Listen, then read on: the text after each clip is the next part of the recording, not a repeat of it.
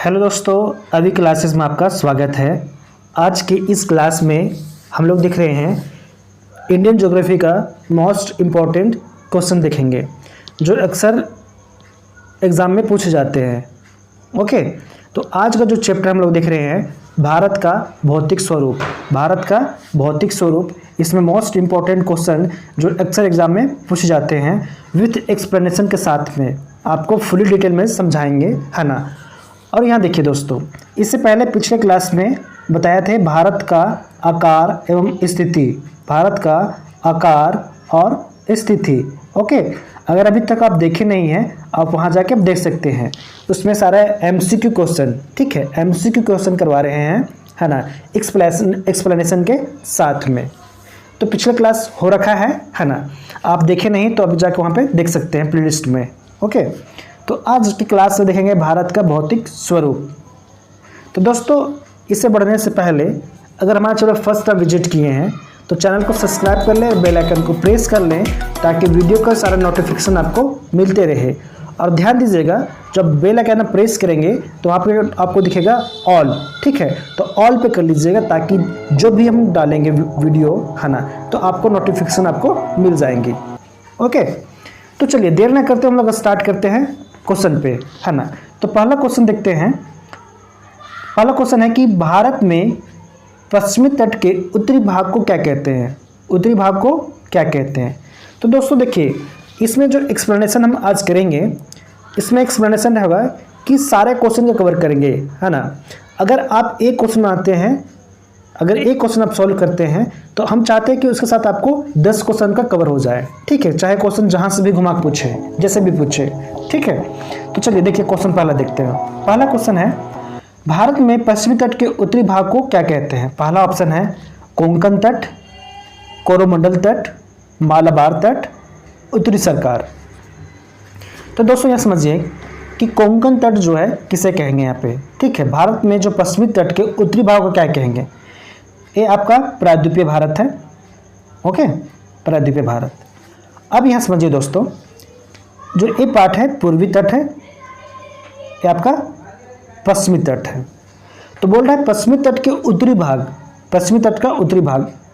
तो उत्तरी भाग आपका ये वाला पार्ट हो गया नॉर्थ पार्ट, ये नीचे पार्ट हो गया आपका साउथ पार्ट, ठीक है। इसी तरह बात करें पूर्वी तट का, तो आपका इधर नॉर्थ हो गया, आपका इधर साउथ हो गया। ओके, तो देखिए दोस्तों क्या बोल रहा है कि पश्चिमी तट के उत्तरी भाग। ओके, तो पश्चिमी तट का उत्तरी भाग जो है ये वाला पार्ट, है ना, इसे कहते हैं क्या, कोंकण तट। क्या कहते हैं इसको, कोंकण तट, कोंकण तट। ओके, और जो कोंकण जो तट है कहाँ से कहाँ तक है, दमन से गोवा तक, दमन से लेकर कहाँ तक, दमन से लेकर गोवा तक। ओके, तो आप हो गया आपका कोंकण तट। अब नेक्स्ट देखते हैं हम लोग कोरोमंडल तट, ठीक है, कि कोरोमंडल तट किसे कहते हैं। तो कोरोमंडल तट जो है पूर्वी तट, देखिए पूर्वी तट इधर है, तो पूर्वी तट के दक्षिणी भाग, दक्षिणी भाग को कौन सा है, ये वाला पार्ट इधर वाला, है ना, नीचे वाला पार्ट। तो दक्षिणी भाग कहाँ से कहाँ तक, आंध्र प्रदेश से लेकर, आंध्र प्रदेश से लेकर कहाँ तक, तमिलनाडु के बीच में, ठीक है। तो आंध्र प्रदेश से तमिलनाडु के बीच जो क्षेत्र है उसे कहते हैं, क्या कहते हैं, तटीय जो मैदान है उसे कहते हैं कोरोमंडल तट कहते हैं। ओके, तो आई होप आप समझिए कोरोमंडल तट और कोंकण तट। अब नेक्स्ट क्या है, मालाबार तट, कि मालाबार तट किसे बोलेंगे। अब यहाँ समझिए दोस्तों, पश्चिमी जो घाट है ना, पश्चिमी घाट का दक्षिणी भाग, तो ये उत्तरी भाग तो हो गया था, अब बात करते हैं दक्षिणी भाग। तो पश्चिमी घाट का दक्षिणी भाग, निचला भाग, है ना, कहाँ से कहाँ तक, मंगलुरु से लेकर कहाँ तक, कन्याकुमारी तक। यहाँ मंगलुरु हो गया, मंगलुरु से लेकर कहाँ नीचे तक, कन्याकुमारी तक। ये जो पार्ट है क्या है आपका, मालाबार तट है। ओके, अब नेक्स्ट बढ़ते हैं, ठीक है। जो नेक्स्ट क्वेश्चन है, नेक्स्ट जो ऑप्शन इसका क्या है, उत्तरी सरकार। तो उत्तरी सरकार किसे बोलेंगे। तो पूर्वी तट जो है आपका, पूर्वी तट का उत्तरी भाग, पूर्वी तट का उत्तरी भाग, हाँ। ओके, तो कहाँ से कहाँ, आंध्र प्रदेश से लेकर कहाँ तक, आंध्र प्रदेश में। तो आंध्र प्रदेश में आप ध्यान दीजिएगा, कृष्णा नदी और गोदावरी नदी के बीच में, कृष्णा और गोदावरी के बीच में, है ना, इसे कहेंगे उत्तरी सरकार। ओके, तो आई होप आप समझ गए होंगे। अब क्वेश्चन नंबर नेक्स्ट आगे बढ़ते हैं। दूसरा क्वेश्चन नंबर 2 बोल रहा है कि पाक जलडमरू मध्य तथा मन्नार की खाड़ी द्वारा निर्मित संकीर्ण समुद्री जलमार्ग द्वारा इनमें से कौन सा देश भारत से अलग होता है? तो भारत से जो अलग होता है ना, पाक जलडमरू मध्य तथा मन्नार की खाड़ी के द्वारा निर्मित जो समुद्री संकीर्ण जो जलमार्ग है उससे अलग कौन सा देश होता है? देखिए पहले देखिए, बांग्लादेश, म्यांमार, श्रीलंका, पाकिस्तान। ठीक है, पहली बात देखिए ऑप्शन में पाकिस्तान तो होगा नहीं, है ना, म्यांमार होगा नहीं, बच गए बांग्लादेश और श्रीलंका। ओके, तो देखिए बांग्लादेश भी नहीं होगा, तो इसमें करेक्ट आंसर क्या हो जाएगा आपका? श्रीलंका। ओके, तो यहाँ देखिए दोस्तों, श्रीलंका क्या है? जो पाक जलडमरू मध्य और मन्नार की खाड़ी के द्वारा जो निर्मित संकीर्ण जो समुद्री जल मार्ग है उससे अलग जो होता है कौन होता है? श्रीलंका होता है। ओके, तो यहाँ समझने की कोशिश कीजिएगा। जो पाक स्ट्रेट है, पहले समझिए इसका पाक स्ट्रेट नाम क्यों पड़ा। ठीक है, पाक स्ट्रेट इसका नाम क्यों पड़ा? क्योंकि उस टाइम ब्रिटिश शासनकाल के दौरान मद्रास प्रेसिडेंसी जो था, है ना, प्रेसिडेंसी। ओके, तो मद्रास प्रेसिडेंसी के जो गवर्नर थे कौन? रॉबर्ट पाक। क्या नाम था इनका? रॉबर्ट पाक। ओके, इनके नाम पे ही इसका नाम क्या रखा? पाक जलडमरू मध्य, पाक स्ट्रेट। ओके, तो यहाँ पर समझिए कि जो नामकरण कैसे हुआ, है ना। अब यहाँ समझिए जो पाक स्ट्रेट है ना, भारत के तमिलनाडु राज्य और श्रीलंका के उत्तरी भाग के मध्य स्थित एक संयोजी है ना। क्या है? वाटर स्ट्रेट है। और यह बंगाल की खाड़ी को, बंगाल की जो खाड़ी है ना, पाकिस्तान जो बंगाल की खाड़ी को पाक की खाड़ी और मन्नार की खाड़ी से जोड़ता है। ठीक है, बंगाल की खाड़ी को, है ना, पाक की खाड़ी और मन्नार की खाड़ी से जोड़ता है। ओके, तो इसका जो करेक्ट आंसर क्या हो जाएगा आपका? श्रीलंका हो जाएगा। ठीक है, तो पाक जलडमरू मध्य और मन्नार खाड़ी के द्वारा ये अलग होते हैं। नेक्स्ट क्वेश्चन नंबर है आपका 3। क्वेश्चन नंबर 3 बोल रहा है कि सियाचिन ग्लेशियर को लेकर किन देशों में विवाद है? पहला ऑप्शन है भारत और चीन, भारत और अफगानिस्तान, भारत और पाकिस्तान, भारत और नेपाल। तो देखिए दोस्तों, क्या है, जो सियाचिन ग्लेशियर कहाँ पे है? हिमालय में। कहाँ पे है? हिमालय में। जब आपको हम बताए थे इंडियन ज्योग्राफी स्टार्ट किए हैं, है ना, उसमें आपको बताए थे कि जो आपका सियाचिन ग्लेशियर कहाँ है ना। तो सियाचिन जो ग्लेशियर है ट्रांस हिमालय का पार्ट है। ठीक है, ट्रांस हिमालय का जो पार्ट है, ट्रांस हिमालय। ओके, तो ट्रांस हिमालय का पार्ट कौन सा है? काराकोरम, है ना। तो काराकोरम का जो पार्ट है कौन सा है? आपका सियाचिन ग्लेशियर है। ओके, तो इसके बारे में फुल डिटेल में आपको बता रखे हैं, है ना। जो भारत के प्रमुख जो पर्वत श्रेणी के बारे में बताए हैं उसमें बताएं कि जो पर्वत श्रेणी जो पहले बात की है हिमालय का, तो हिमालय का हम वर्गीकरण किए हैं, डिवीज़न किए हैं, पूरब से पश्चिम और उत्तर से दक्षिण, है ना। तो उसमें डिवीज़न किए हैं, उससे बताए हैं, है ना, कि ट्रांस हिमालय, है ना, महान हिमालय जिसे वृहद हिमालय कहते हैं, महान हिमालय, लघु हिमालय और शिवालिक हिमालय, इसको डिवीज़न किए हैं और उनको बताए हैं इसके बारे में फुल डिटेल में। अगर आप देखें नहीं वीडियो को तो वहाँ पे जाइए, आपके लिए बहुत मोस्ट इम्पोर्टेंट है। अक्सर सारे एग्जाम में, है ना, प्रमुख पर्वत पहाड़ से पूछता है ना। तो उसमें हम कवर करवा चुके हैं, अगर आप देखे नहीं हैं तो आप वहाँ जाके आप देख सकते हैं। ओके, तो देखिए यहाँ बात करते हैं सियाचिन जो ग्लेशियर है ट्रांस हिमालय का काराकोरम पार्ट का, ये सियाचिन ग्लेशियर है ना। और सियाचिन जो ग्लेशियर है ना, भारत और पाकिस्तान के सीमा पर स्थित है, भारत और पाकिस्तान की सीमा के बीच में है। तो विवाद जो ऑफकोर्स बात है भारत और पाकिस्तान के बीच में ही होगा, तो इसका आंसर होगा भारत और पाकिस्तान के बीच में, है ना। अब यहाँ सियाचिन ग्लेशियर का जो रिलेटेड फैक्ट समझिए यहाँ पे, है ना। फैक्ट क्या है कि जो सियाचिन ग्लेशियर है विश्व का सबसे ऊंचा युद्ध स्थल है, विश्व का। ओके, किसकी बात हो रहा है? विश्व का। तो विश्व का सबसे ऊंचा क्या है? युद्ध स्थल है। ओके, और भारत और पाकिस्तान के लेकर, है ना, भारत और पाकिस्तान के दोनों के बीच में सियाचिन ग्लेशियर लेकर क्या है? विवाद है ना। और यही जो सियाचिन ग्लेशियर है ना, यहीं पे एक हिमनद स्थित है, जिस हिमनद का नाम है रेमो हिमनद। क्या नाम है? रीमो हिमनद। ओके, रीमो हिमनद। इसी हिमनद से सिंधु घाटी, जो सिंधु नदी है ना, सिंधु नदी के जो प्रमुख सहायक नदी है, कौन सी नदी है? सियोक। इसकी सहायक नदी कौन है? सियोक। तो सियोक नदी यहीं से निकलती है। ओके, कहाँ से? रीमो हिमनद से। और रीमो हिमनद कहाँ है? आपका Siachen glacier. Okay, Siachen glacier पर स्थित है रियो हिमनद, है ना, और वहीं से निकलती है कौन सी? सिंधु नदी का सहायक नदी सियोक। ओके, आई होप आप समझ गए होंगे। अब नेक्स्ट बढ़ते हैं क्वेश्चन नंबर 4। क्वेश्चन नंबर 4 बोल रहा है व्हीलर द्वीप का नाम क्या है? व्हीलर जो द्वीप है उसका नाम क्या है? पहला ऑप्शन है विक्रम साराभाई द्वीप, दूसरा ऑप्शन है सतीश धवन द्वीप, अब्दुल कलाम द्वीप, सीवी रमन द्वीप। ओके, आपके पास 4 ऑप्शन है ना। तो दोस्तों देखिए, जो व्हीलर द्वीप है ना, व्हीलर द्वीप, इसका नाम जो है अब्दुल कलाम द्वीप है। ठीक है, इसका नाम क्या है? अब्दुल कलाम द्वीप। ओके, तो इसका करेक्ट आंसर होगा आपका सी, अब्दुल कलाम द्वीप। ओके, देखिए दोस्तों, इसके बारे में समझिए। जो व्हीलर द्वीप है कहाँ पे है ना, और इसका नामकरण कैसे क्या पड़ा, यहाँ समझिए। जो व्हीलर द्वीप है ना, उड़ीसा सरकार ने, उड़ीसा के जो गवर्नमेंट है ना, उसने 2 सितंबर 2015 को, है ना, इस द्वीप का जो नामकरण किया था, है ना, किन के नाम पे किया था? तो जो महान साइंटिस्ट, महान वैज्ञानिक, है ना, और पूर्व जो राष्ट्रपति APJ अब्दुल कलाम के नाम पे रखा था, है ना, अब्दुल कलाम के नाम पे रखा था, है ना। कब रखा? 2 सितंबर 2015 को। इससे पहले उस द्वीप का नाम था व्हीलर द्वीप। ओके, और जो यह द्वीप जो स्थित है, समझिए यहाँ पे कहाँ है ना, यह द्वीप भारत के पूर्वी तट, आपको बताया था ना कि पूर्वी तट कहाँ है, पश्चिमी तट कहाँ है ना।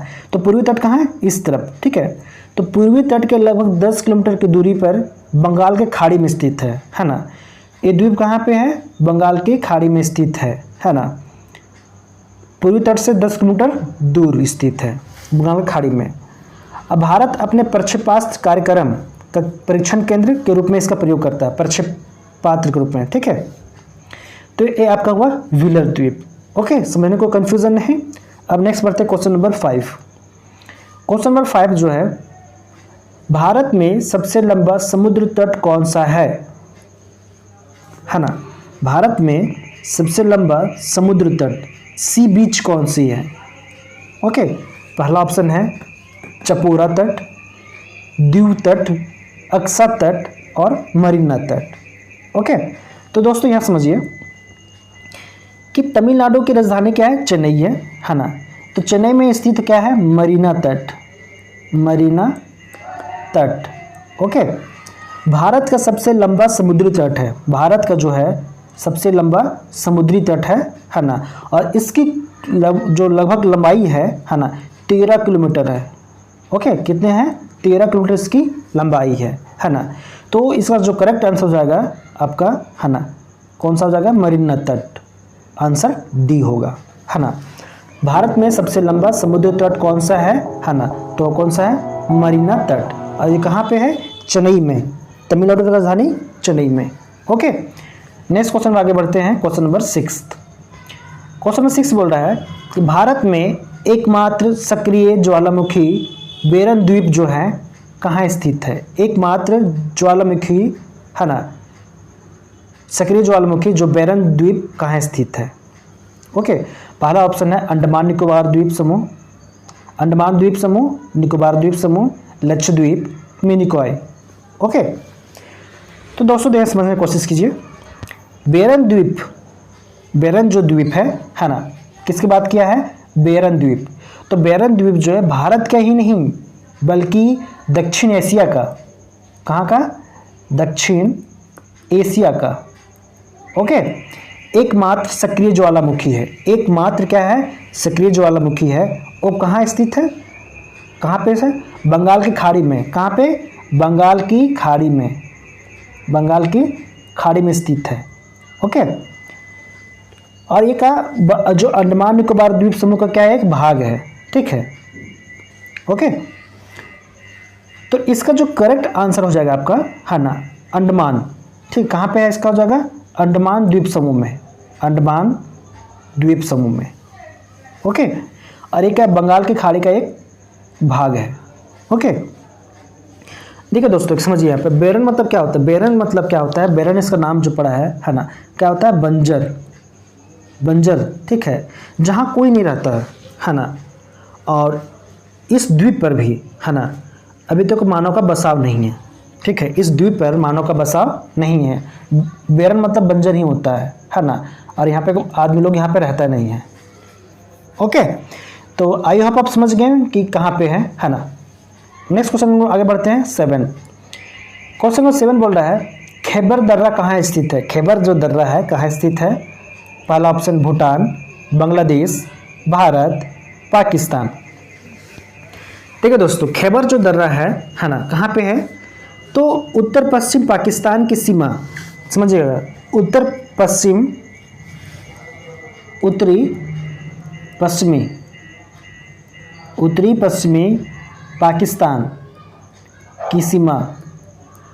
ओके, और अफगानिस्तान के काबुलिस्तान मैदान के मध्य है ना हिंदुकुश श्रेणी के सफ़ेद कोहे पर्वत श्रृंखला में स्थित है। ओके, तो इसका जो करेक्ट आंसर आपका क्या हो जाएगा, पाकिस्तान हो जाएगा। ओके, खैबर जो दर्रा कहाँ पे हो जाएगा इसका, पाकिस्तान में। समझिएगा कहाँ होगा। खैबर जो दर्रा है उत्तर पश्चिमी पाकिस्तान की सीमा, समझिएगा, पाकिस्तान की सीमा और अफगानिस्तान के काबुलिस्तान मैदान के मध्य हिंदुकुश श्रेणी के सफ़ेद कोह पर्वत श्रृंखला में स्थित है ना। तो बेसिकली बोलेंगे कहाँ पे, पाकिस्तान। ओके, इसलिए इसका आंसर होगा डी, पाकिस्तान। ओके, और इस जो दर्रा है, कौन सा दर्रा, खैबर दर्रा, इस दर्रे के माध्यम से भारतीय उपमहाद्वीप और मध्य एशिया के बीच आवागमन संभव है। ठीक है, कहाँ कहाँ, भारतीय उपमहाद्वीप और मध्य एशिया दोनों के बीच में। ठीक है, यही खैबर दर्रा के द्वारा आना जाना होता है। ओके, अब नेक्स्ट क्वेश्चन में बढ़ते हैं। नेक्स्ट 8 क्वेश्चन बोल रहा है निम्नलिखित देशों में से कौन सा, क्वेश्चन बोल रहा है क्वेश्चन नंबर 8, निम्नलिखित दर्रों में से, यहाँ पे देश नहीं होगा, यहाँ पे दर्रा हो जाएगा। ओके, यहाँ पे क्या हो जाएगा, दर्रा। निम्नलिखित दर्रों में से कौन सा सतलज नदी घाटी में स्थित है। कौन सा दर्रा जो है सतलज नदी घाटी में स्थित है। पहला जो ऑप्शन है नाथुला, जेलेपला, सिपगिल्ला और सेराब थांगा, सेराब थांगा। तो देखिए दोस्तों, जो सिपगिल्ला जो दर्रा है ना, सिपगिल्ला जो दर्रा है ना, ये यहाँ पे स्थित है, नदी सतलज नदी घाटी में स्थित है। कौन सा, सिपगिल्ला दर्रा, सिपगिल्ला दर्रा। तो इसका जो करेक्ट आंसर हो जाएगा आपका सी हो जाएगा, सिपगिल्ला दर्रा। अब यहाँ समझने की कोशिश कीजिए है ना कि जो सिपगिल्ला दर्रा कहाँ स्थित है, सतलज नदी घाटी में स्थित है। ओके, अब देखिए जो सिपगिल्ला दर्रा हिमाचल पर, जो सिपगिल्ला जो दर्रा है हिमालय पर्वत श्रेणी में स्थित एक प्रमुख दर्रा है। हिमालय पर्वत श्रेणी का स्थित एक प्रमुख दर्रा है जो कि भारतीय राज्य हिमाचल प्रदेश में, कहाँ पे, हिमाचल प्रदेश में, कहाँ, हिमाचल प्रदेश का कहाँ पे, किन्नौर जिला में। हिमाचल प्रदेश का कहाँ पे, किन्नौर जिला, किन्नौर डिस्ट्रिक्ट पड़ता है ना। ओके, को तिब्बत से जोड़ता है। कहाँ से, तिब्बत से जोड़ता है। जो ये सिपगिल्ला दर्रा है हिमाचल प्रदेश का और तिब्बत को जोड़ता है। ओके, सतलज नदी इसी दर्रे के समीप एक संकरी घाटी में प्रवाहित होती है, सतलज नदी है ना, और तिब्बत से भारत में प्रवेश करती है। तिब्बत से कहाँ, भारत में प्रवेश करती है ना। पिछले क्लास में बताए थे कि जो आपका जो सतलज है ना, सतलज नदी है ना, ये आपका कहाँ से आती है, तिब्बत से है ना। ओके, तिब्बत से आती है, कहाँ पहुँचती है ना, हिमाचल प्रदेश में प्रवेश करती है ना, और पंजाब में आती है और वहाँ पे उससे मिलती है, कहाँ से, ब्यास नदी से मिलती है, और ब्यास नदी मिल जाती है पाकिस्तान के बहावलपुर में, कहाँ से किसे मिल जाती है, चिनाब से मिल जाती है। और जो सिंधु के जो 5 नदियाँ सहायक प्रमुख नदियाँ हैं है ना, सतलज, ब्यास, चिनाब, झेलम और रावी। अब 5 नदियाँ जब ये पाकिस्तान में पहुंचती हैं तो 45 किलोमीटर तक ये एक साथ बहती हैं और वहाँ पे पंचनद का निर्माण करती हैं, है ना।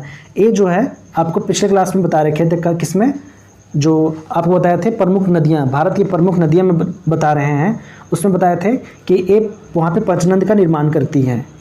ओके, आप अगर नहीं देखे हैं क्लास को, आप वहाँ जाके देख सकते हैं। ओके, उसमें दिखा रहे हैं भारत के प्रमुख नदियाँ के बारे में, है ना, जिसमें हम बात किए हैं प्रायद्वीप जो आपका हिमालयी नदियाँ हैं, है ना, हिमालय जो अपोह तंत्र है ना, उसमें बात किए थे सिंधु नदी तंत्र।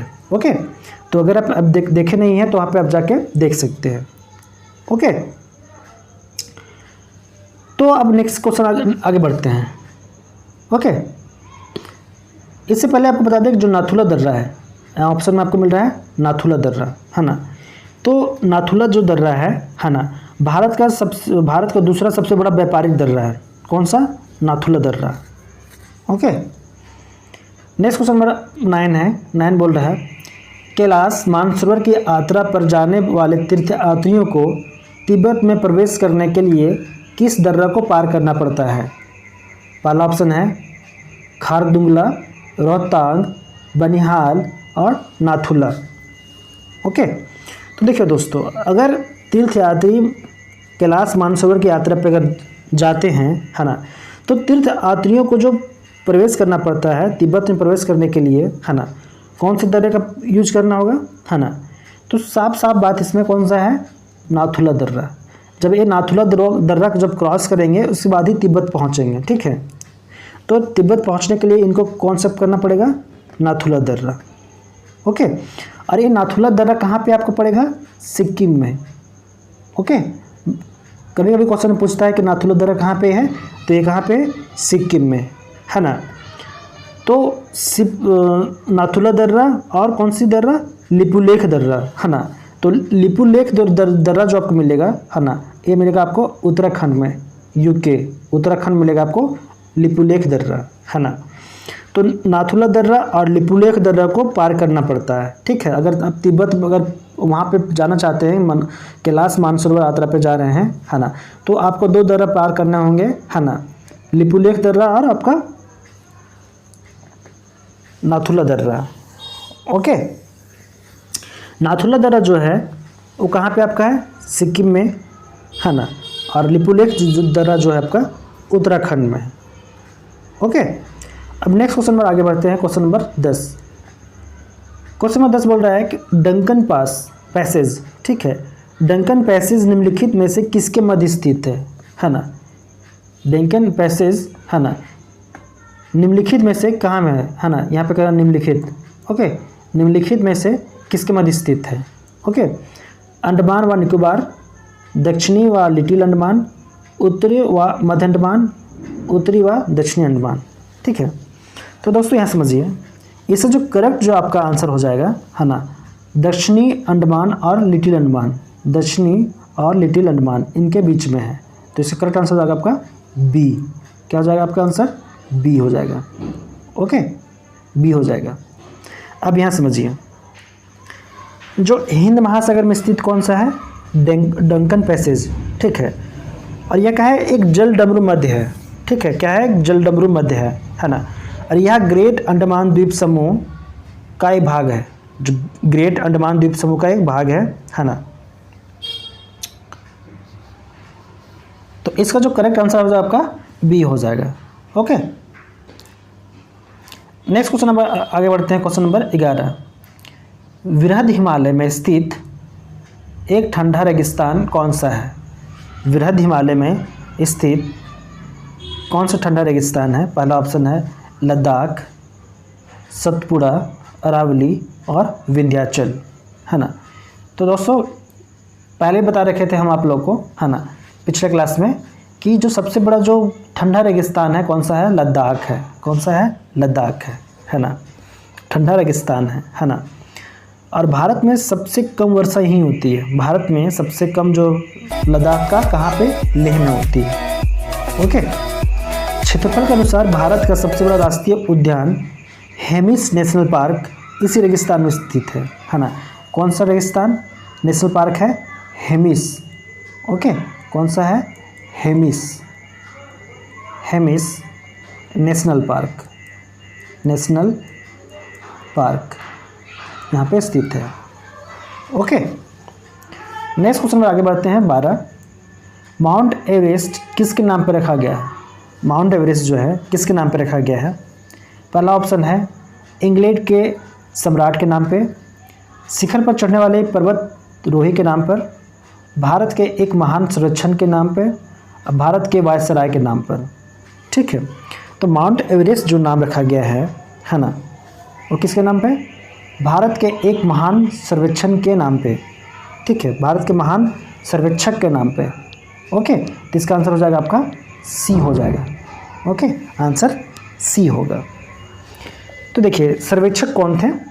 तो सर जॉर्ज एवरेस्ट, क्या नाम था? सर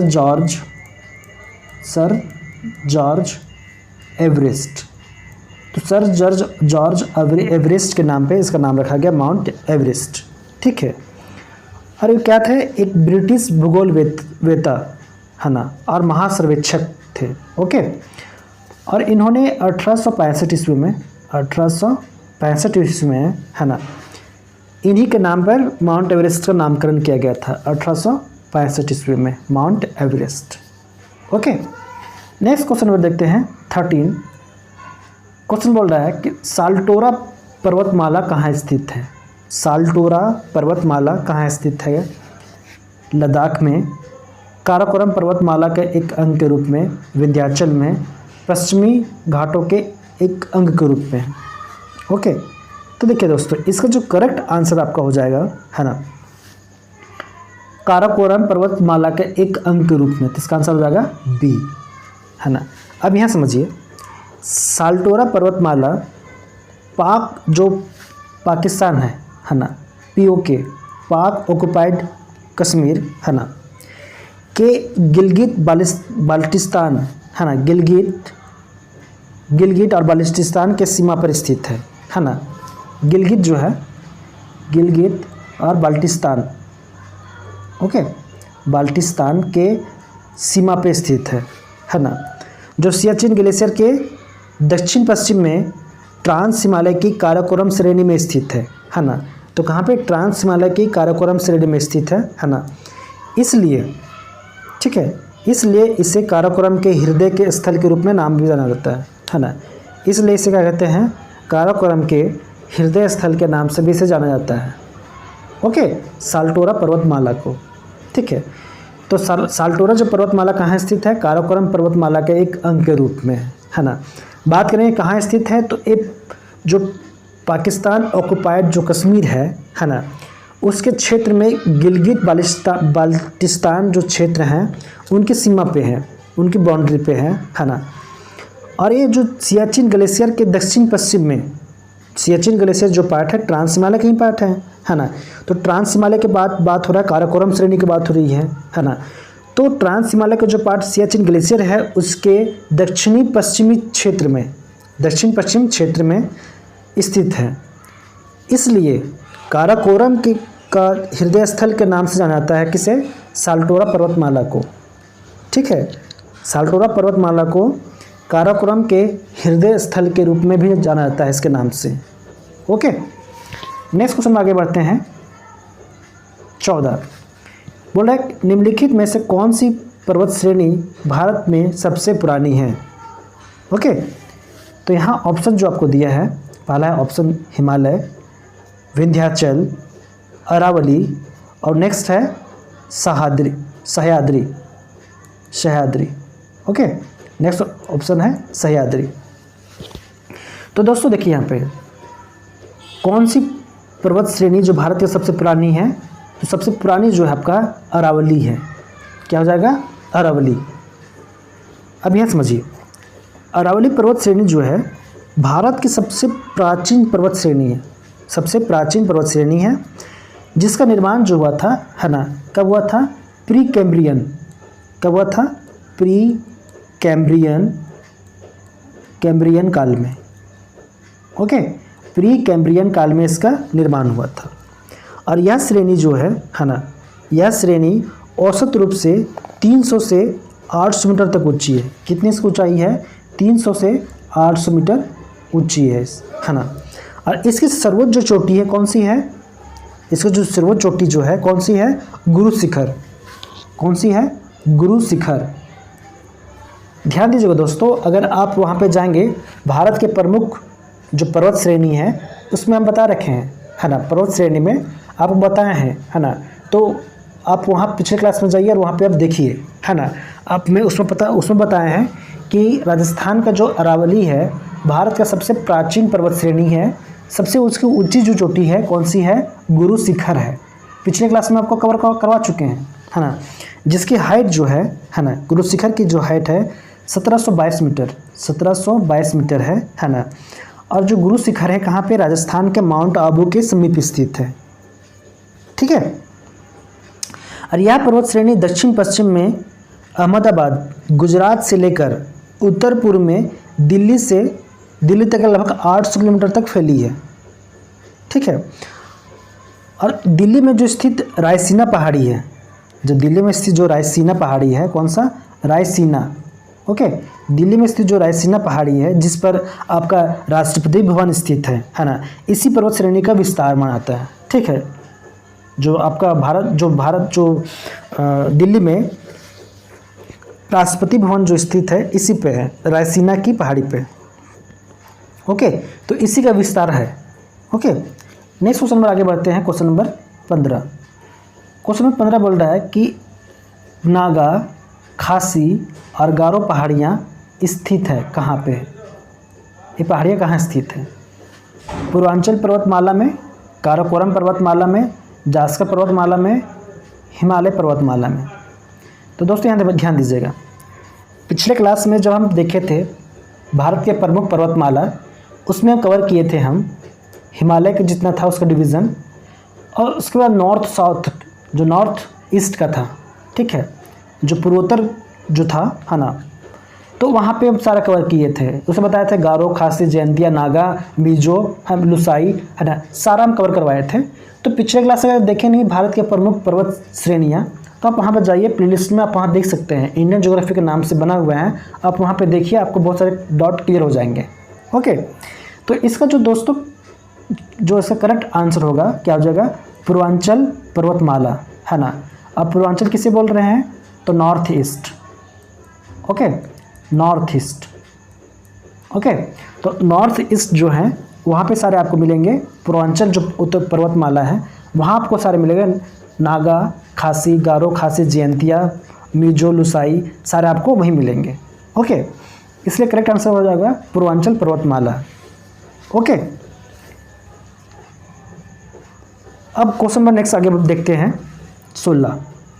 क्वेश्चन 16 बोल रहा है कि कौन सी पर्वत श्रेणी भारत में स्थित है? तो पहला ऑप्शन है याराकान-योमा, सुलेमान, साल्ट रेंज और पीर पंजाल, ओके। तो दोस्तों जो भारत में स्थित जो पर्वत श्रेणी है कौन सा होगा? आपका आंसर हो जाएगा पीर पंजाल, है ना, पीर पंजाल, ओके। अब यहाँ समझिए कि जो पीर पंजाल कहाँ पे है? हिमालय पर्वत श्रेणी का ही एक भाग है। पीर पंजाल और जास्कर हम बताए थे ना कि ट्रांस हिमालय जब देख रहे थे, है ना, ट्रांस हिमालय जब देख रहे थे, है ना, तो उसमें कवर करवाए थे, है ना, काराकोरम, लद्दाख, जास्कर और पीर पंजाल। जब हम देख रहे थे ट्रांस हिमालय, है ना, ट्रांस हिमालय, तो ट्रांस हिमालय के पार्ट में देखे थे हम काराकोरम, लद्दाख, उसके बाद फिर देखे थे जास्कर और पीर पंजाल। तो इस तरह से हम देखे थे। तो पीर पंजाल जो पार्ट है ट्रांस हिमालय का ही पार्ट है। तो ये कहाँ स्थित है? भारत में है, ओके, ये भारत में स्थित है। जो भारत के कहाँ पे है? भारत के हिमाचल प्रदेश, जम्मू कश्मीर तथा पीओके, पाक ऑक्युपाइड कश्मीर में स्थित, मतलब पूरा फैला हुआ है, ओके। और जो आपका याराकान-योमा पर्वत है, यहाँ ध्यान दीजिएगा, आपका याराकान-योमा जो पर्वत है ये कहाँ पड़ेगा आपको? तो ये म्यांमार में है। कहाँ पे है? म्यांमार में है, ओके। अब बात करते हैं कौन सा? सुलेमान। तो सुलेमान कहाँ पड़ेगा आपको? पाकिस्तान में पड़ेगा, पाकिस्तान, है ना, पाकिस्तान और अफगानिस्तान में स्थित है सुलेमान पहाड़ी। और बात करते हैं साल्ट रेंज। तो साल्ट रेंज आपका कहाँ पे है ना, साल्ट रेंज जो है ना पाकिस्तान में है। ये भी कहाँ पे है, पाकिस्तान में। तो साल्ट रेंज पाकिस्तान में है। सुलेमान जो पहाड़ी है ना, सुलेमान है पाकिस्तान और अफ़गानिस्तान में स्थित है ना। याराकान यमा जो है म्यांमार में स्थित है। और आपका पीर पंजाल जो है आपका इंडिया में है, भारत में है। तो पीर पंजाल जो पार्ट है किसका है, ट्रांस हिमालय का पार्ट है ना। तो ट्रांस हिमालय के जो 4 पार्ट है, काराकोरम, लद्दाख, जास्कर और Pir Panjal. Okay, next question में आगे बढ़ते हैं। Question number 17। क्वेश्चन 17 बोल रहा है कि मैकाल पर्वतमाला किस राज्य में स्थित है। मैकाल जो है किस राज्य में स्थित है। पहला ऑप्शन उत्तर प्रदेश, राजस्थान, बिहार और छत्तीसगढ़। देखिए दोस्तों, जो पिछला क्लास हम कवर करवाए हैं भारत के प्रमुख पर्वतमाला, पर्वत श्रेणियाँ है ना, उसको देखिए। ये आपके सारे ऑब्जेक्टिव सारे बनेंगे आप, ठीक है। सारे क्वेश्चन वही सारे हैं। यहाँ पे देखिए, मैकाल पर्वतमाला बताए थे पिछले क्लास में है ना। जब हम बात किए थे, किसकी बात किए थे, विंध्याचल और सतपुड़ा है ना। ये कहाँ है, विंध्याचल और सतपुड़ा जो है आपका एमपी में है। कहाँ पे है, एमपी में है, मध्य प्रदेश में। कौन सा, सतपुड़ा। तो बताया था कि सतपुड़ा का ही पार्ट जो है आगे तक कहाँ फैला हुआ है, आपका छत्तीसगढ़ तक फैला हुआ है। सिज्जी छत्तीसगढ़ तक फैला हुआ है ना। उसी को कहते हैं मैकाल। ओके, तो इसका जो करेक्ट आंसर हो जाएगा आपका छत्तीसगढ़ है ना। तो मैकाल पर्वतमाला किस राज्य में स्थित है, आपका छत्तीसगढ़ में स्थित है। ओके, और जो आपका जो मैकाल पर्वतमाला है ना, इसकी सर्वोच्च चोटी कौन सी है, आपका अमरकंटक। अमरकंटक ये भी बता चुके हैं, इसलिए बोल रहे हैं पिछले क्लास में आप जाइए वहाँ पे है ना। वहाँ पे अगर जो बताए हैं भारत के प्रमुख पर्वत श्रेणियाँ, उसमें सारा कवर करवा दिए हैं। ओके, उसके 3 पार्ट है ना। तीनों पार्ट आप देख लीजिए, आपका सारा कवर हो जाएंगे, कोई कन्फ्यूजन आपका रहेगा नहीं और सारे आपके ऑब्जेक्टिव सारे बनेंगे। ओके, तो इसका जो अमरकंटक है, तो अमरकंटक जो इसकी जो ऊंचाई है 1036 मीटर, 1036 मीटर। और यही जो अमरकंटक है ना, यहाँ से जो अमरकंटक जो पहाड़ी है, यहाँ से उद्गम होती है सोन, नर्मदा, महानदी। ये सारे नदियों का जो उद्गम जो है ना, यहीं से होती है, अमरकंटक से होती है ना। कौन कौन सी नदी हैं है ना, कौन कौन सी नदी यहाँ से उद्गम होती हैं, तो यहाँ देखिए, सोन नदी, सोन हो गया, नर्मदा हो गया है ना, नर्मदा और आपका सोन, नर्मदा और महानदी। ये सारी नदियाँ जो है ना, अमरकंटक पहाड़ी से इनका उद्गम होता है। ओके, और जो सोन नदी है ना, गंगा की प्रमुख सहायक नदी है। सोन है ना, गंगा के प्रमुख सहायक नदी है। अब बात करते हैं नर्मदा और जो ताप्ती है ना। नर्मदा और ताप्ती जो है ये बहती हैं कहाँ पे, भ्रंश घाटी में बहती हैं है ना। और नर्मदा और ताप्ती के बीच में कौन सा आ जाती है, सतपुड़ा पहाड़ी, जो सतपुड़ा पर्वत श्रेणी है ना, दोनों को अलग करती है, नर्मदा और ताप्ती को। सारे जो ना हम पिछले क्लास में कवर करवा चुके हैं है ना। आप वहाँ देखिए, आपको सारा डाउट क्लियर हो जाएंगे। अगर आप वहाँ पे पिछले क्लास अगर देख चुके हैं तो आपको सारा कन्फ्यूजन दूर हो जाएगा। ओके, तो इसका जो करेक्ट आंसर क्या हो गया था आपका, छत्तीसगढ़। ओके, अब नेक्स्ट बढ़ते हैं क्वेश्चन नंबर 18। क्वेश्चन नंबर 18 बोल रहा है कि नल्ला मल्ला की पहाड़ियाँ किस राज्य में स्थित है। नल्ला मल्ला की पहाड़ियाँ किस राज्य में स्थित है। पहला ऑप्शन है उड़ीसा, मेघालय, आंध्र प्रदेश, गुजरात। तो दोस्तों समझिए, यहाँ पे नल्ला मल्ला की जो पहाड़ियाँ हैं, पूर्वी घाट, यहाँ समझिए, पूर्वी घाट जो है ये पूर्वी घाट है। तो पूर्वी घाट की पहाड़ियों के का पूर्वी विस्तार है। पूर्वी घाट जो है ना, पूर्वी घाट है, तो पूर्वी घाट का पूर्वी विस्तार है, पूर्व तरफ जो विस्तार है ना, जो आंध्र प्रदेश, कहाँ पे, आंध्र प्रदेश। तो आंध्र प्रदेश में कुर्नूल, नेल्लौर, गुंटूर, प्रकाशम, कुडप्पा और चित्तूर एवं तेलंगाना। तो तेलंगाना में महबूबनगर एवं नलगोंडा राज्यों में इसका विस्तृत है। ओके, तो जो आपका नल्ला मल्ला है ना, नल्ला मल्ला के सबसे जो ऊंचे जो शिखर है कौन सा है, भैरानी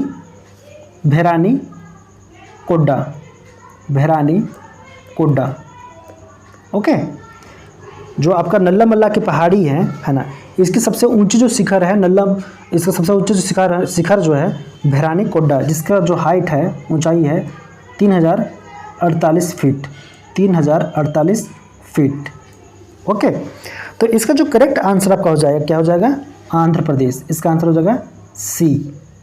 तो नल्ला मल्ला की पहाड़ियाँ जो है किस राज्य में स्थित है, आपका आंध्र प्रदेश में, है ना। अब नेक्स्ट है क्वेश्चन नंबर 19। क्वेश्चन 19 बोल रहा है कि आंध्र प्रदेश और तमिलनाडु के तटीय भाग को क्या कहते हैं, है ना। क्वेश्चन जो पहला हम देखे थे हम लोग, है ना, उसमें बताए थे, क्या बताए थे, कोरोमंडल तट, कोंकण तट, पूर्वी घाट, मालाबार तट, सारा बता दिए, है ना। तो ये बहुत इजी है, पिछले पहला क्वेश्चन तो ही था हमारा, है ना। तो आंध्र प्रदेश और तमिलनाडु के मध्य जो तटीय भाग हैं, है ना, उसे क्या कहेंगे, तो उसे कहेंगे हम लोग कोरोमंडल तट। क्या कहेंगे, कोरोमंडल तट। इसका आंसर हो जाएगा बी, है ना। तो पहला क्वेश्चन जो हम लोग स्टार्टिंग किए थे इसमें वही था, है ना। तो भारत का जो पूर्वी घाट का दक्षिणी भाग, है ना, जो दक्षिणी आंध्र प्रदेश और तमिलनाडु का जो तटीय भाग है ना, उसे कहते हैं कोरोमंडल तट। क्वेश्चन बता चुके थे, ओके। और इस सघन तटीय क्षेत्र के 3 उप विभाग किए जा सकते हैं, है ना। जैसे आप यहाँ समझिए, आपका ये प्रायद्वीपीय भारत है, इस बात के पूर्वी घाट, पूर्वी घाट ये है। तो पूर्वी घाट का दक्षिणी भाग, पूर्वी घाट का आपका दक्षिणी भाग है जो आंध्र प्रदेश से आपका तमिलनाडु के बीच में है, इसे कहते हैं, क्या कहते हैं, कोरोमंडल तट, ठीक है। तो इसके 3 उप विभाग किए जा सकते हैं, कौन कौन से, उत्कल का मैदान, कौन सा, उत्कल का मैदान, आंध्र तटीय मैदान, आंध्र तटीय मैदान, ओके। और नेक्स्ट कौन सा, तमिलनाडु का मैदान, है ना। तो इसको 3 भागों में आप बांट सकते हैं, ठीक है, 3 उप विभाग में बांट सकते हैं, है ना। कौन कौन से, पहला है उत्कल का मैदान, दूसरा है आंध्र तटीय मैदान और तीसरा है तमिलनाडु का मैदान, ठीक है। तो कोरोमंडल तट को आप 3 उप विभाग में बांट सकते हैं, ओके। अब नेक्स्ट है क्वेश्चन नंबर 20। क्वेश्चन नंबर 20 बोल रहा है कि विश्व में दूसरा सबसे ऊंचा पर्वत शिखर निम्नलिखित में से कौन सा है। विश्व में बात कर रहा है, दूसरा कौन सा है ना। Dhaulagiri, Kanchenjunga, K2 Godwin Austen और नंदा देवी, है ना। तो दोस्तों यहाँ देखिए, विश्व का सबसे दूसरा जो ऊंचा पर्वत शिखर है कौन सा है, आपको बता चुके हैं, K2 ट्रांस हिमालय का पार्ट है ना। ट्रांस हिमालय का जो पर्वत श्रेणी है उसका काराकोरम का पार्ट है, काराकोरम, है ना। जो बताया था K2 और K4 को कहते हैं गेसर ब्रूम और K2 कौन सा है, गॉडविन ऑस्टिन, है ना। तो विश्व का सबसे दूसरा जो पर्वत शिखर कौन सा है, K2 है, जिसे कहते हैं गॉडविन ऑस्टिन, है ना, ओके। कौन सा है, गॉडविन ऑस्टिन, ओके। ये भी पिछले क्लास में बता चुके हैं, अगर आप देखें तो वहाँ पर जाइए, सारा क्वेश्चन वहीं से आ रहा है ना। तो K2 जो है काराकोरम पर्वत श्रेणी का स्थित है ना, जिसे कहते हैं हम लोग गॉडविन ऑस्टिन, ओके। और भारत का सर्वोच्च पर्वत चोटी है, ओके। अब बात करते हैं जो, अगर भारत में ये जो फिलहाल जो है पाक ऑक्युपाइड यहाँ पे स्थित है, मतलब ये पाकिस्तान के कब्जे में है ना। तो अगर क्वेश्चन पूछे भारत में स्थित, ठीक है, भारत में, है ना, तो आपका हो जाएगा गॉडविन ऑस्टिन K2। आप पूछेगा भारत की, है ना, तो आपका हो जाएगा कंचनजंगा, ठीक है। अगर भारत की पूछेगा तो कंचनजंगा, और भारत में पूछेगा तो आपका K2 गॉडविन ऑस्टिन। देखिए बात इसलिए हो रहा है कन्फ्यूज़न कि यहाँ पे देखिए K2 जो है अभी हमारे पास फिलहाल है नहीं, K2 जो है अपना ही है, बट किसके पास है, किसके अधीन में है, पाकिस्तान में, जो पाक ऑक्युपाइड कश्मीर है उसमें हमारा पार्ट है ना। और जो हमारा कंचनजंगा कहाँ पे है, आपका कंचनजंगा है आपका इंडिया में है, अपने पास है ना। तो अगर पूछेगा भारत की तो कंचनजंगा, अब भारत में तो K2 गॉडविन ऑस्टिन, ओके। तो दोस्तों आई होप आपको मज़ा आया होगा, इंटरेस्ट आया होगा, है ना। आज हम लोग टोटल 20 क्वेश्चन सॉल्व किए हैं विथ एक्सप्लेनेशन के साथ में, आपको कोई कन्फ्यूज़न नहीं रहा होगा, है ना। तो आज की बस इतने करते हैं, फिर हम लोग मिलेंगे नेक्स्ट क्लास में, है ना। तो इसका नेक्स्ट क्लास में इसका पार्ट 2 देखेंगे, ओके। तो एक क्लास में सारा कवर करना पॉसिबल नहीं है, तो नेक्स्ट क्लास में हम लोग कवर करेंगे, है ना। तो फिर नेक्स्ट क्लास में बात करते हैं, आज की बस इतना ही। और दोस्तों अगर वीडियो को आपको अच्छी लगे तो वीडियो को लाइक ज़रूर करें, और सब्सक्राइब नहीं किए तो सब्सक्राइब कर लें और बेल आइकन को प्रेस कर लें, और जो दोस्त सब्सक्राइब कर लिए हैं उनके लिए बहुत अच्छा, है ना।